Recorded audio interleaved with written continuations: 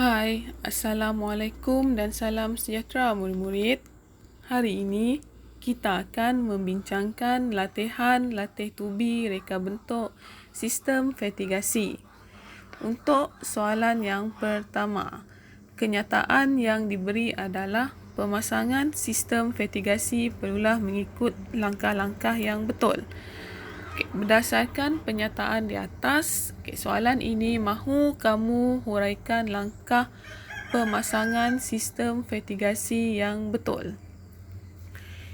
Yang pertama, sediakan tempat kosong reka bentuk sistem vertigasi yang telah dipersetujui terlebih dahulu.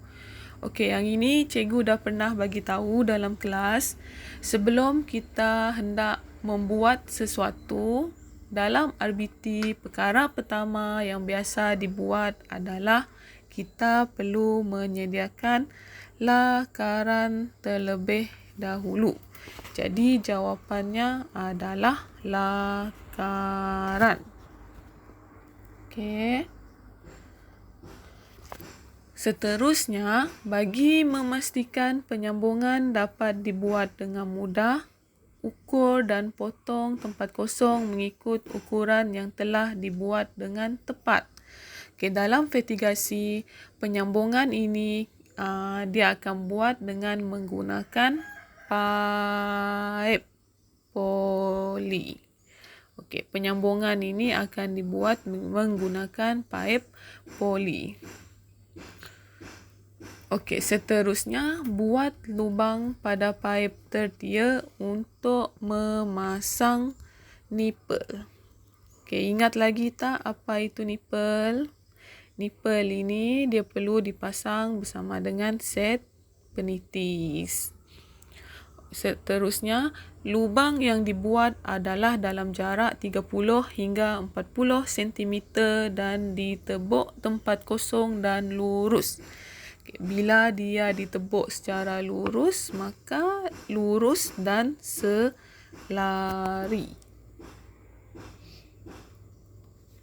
Sediakan set penitis dengan memasang tiup penitis. Set penitis ini dia mesti dipasang bersama dengan tiup penitis, nipel dan tiup mikro. Mesti cukup 3 ini. Tidak boleh kurang 1. Kalau kurang 1, maksudnya set penitis tidak akan dapat berfungsi dengan baik. Set penitis disambungkan pada paip tertia, kemudian sambungkan pula pada paip sekunder.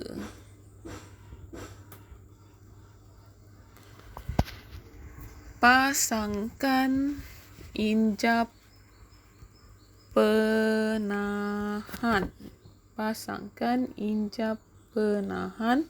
Pada paip utama dan sambungkan saluran air keluar ke pam air. Masukkan pam air ke dalam. Jadi pam air perlu dimasukkan ke dalam tangki nutrien. Kenapa? Supaya baja dapat dialirkan kepada tanaman. Jadi dan pasangkan pada alat pengatur masa. Ingat lagi tak apa itu alat pengatur masa? Alat pengatur masa ini kita panggil juga sebagai timer. Jadi fungsi alat pengatur masa ini adalah mengatur masa bila kita perlu mengalirkan baja pada tanaman.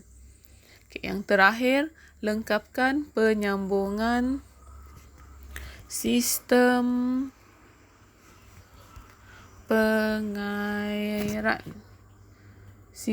pengairan pada tangki. Selesai untuk soalan yang pertama.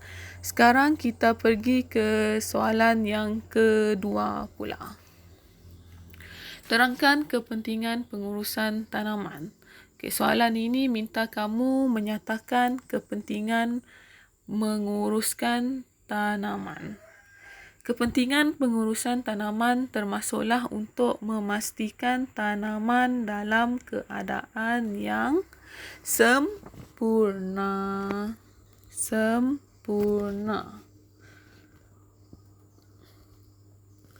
Mengelakkan penyakit dan perosak tanaman. Kenapa penting kita mengurus tanaman? Yang pertama tadi adalah untuk pastikan tanaman kita berada dalam keadaan yang baik. Yang kedua, untuk elak penyakit dan perosak tanaman. Seterusnya, mengurangkan kos. Kos tu kurang, tetapi meningkatkan keuntungan. Jadi ini adalah kelebihan pengurusan tanaman. Kos sedikit, untung yang banyak dan meningkatkan kecekapan ladang. Kita selesai dengan lembaran yang pertama. Cikgu nak kita buka lembaran yang kedua pula. Yang ini adalah lembaran yang kedua. Lembaran yang kedua ini dia lebih kepada bentuk soalan bahagian C. Tajuk yang sama juga, iaitu sistem fertigasi. Soalan yang pertama. Rajah di bawah menunjukkan dua contoh lakaran teknik penyusunan reka bentuk sistem fertigasi. Jadi, dalam soalan ini dia dah bagi dua jenis gambar reka bentuk sistem fertigasi. A ini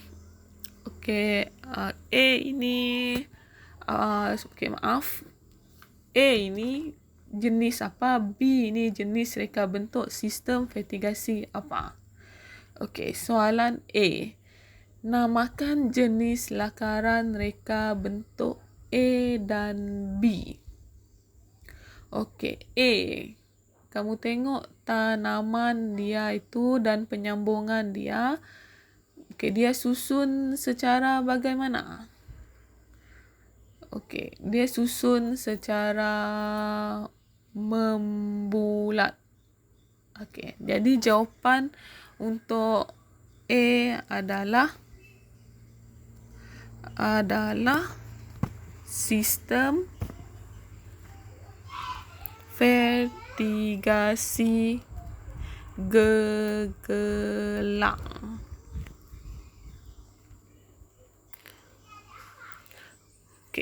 Manakala B pula dia disusun secara sistem fertigasi jejari.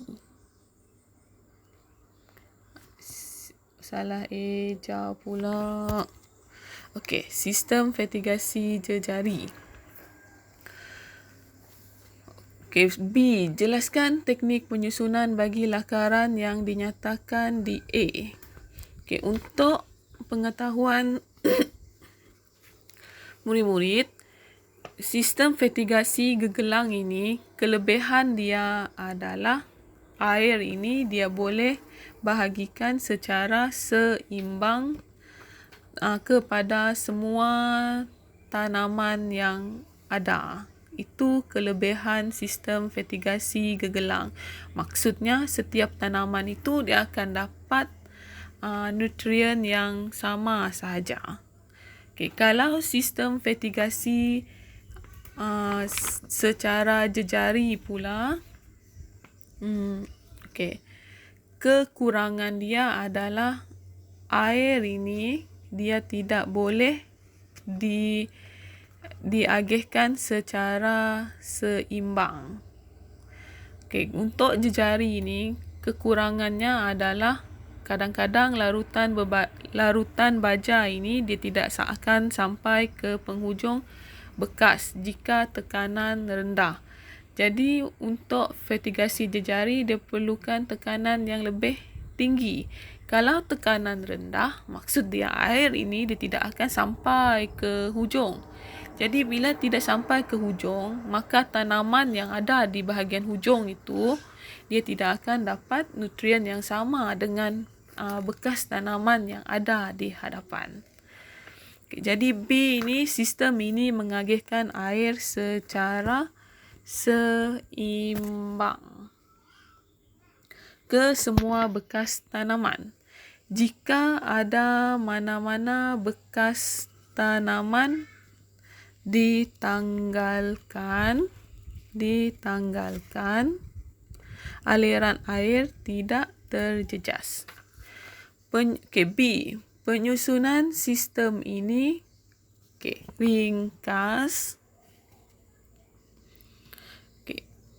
Penyusunan sistem ini diringkas dan mudah dipasang. Namun larutan baja sukar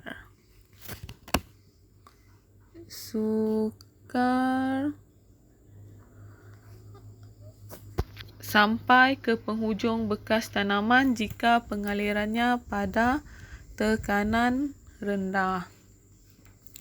Okey, soalan yang terakhir. Lakarkan satu sistem fertigasi baharu daripada dua teknik penyusunan yang dinyatakan di A.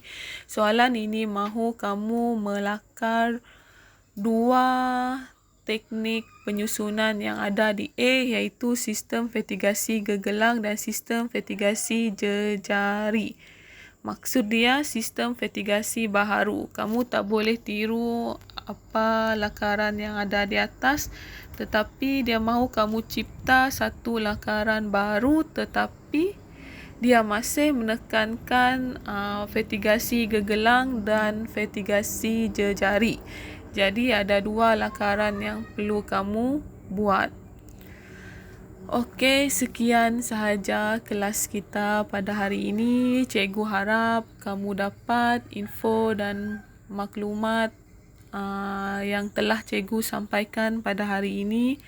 Terima kasih atas masa kamu meluangkan. Terima kasih atas masa yang telah kamu luangkan pada hari ini. Cikgu harap kamu semua akan teruskan komitmen kamu dengan baik. Terima kasih.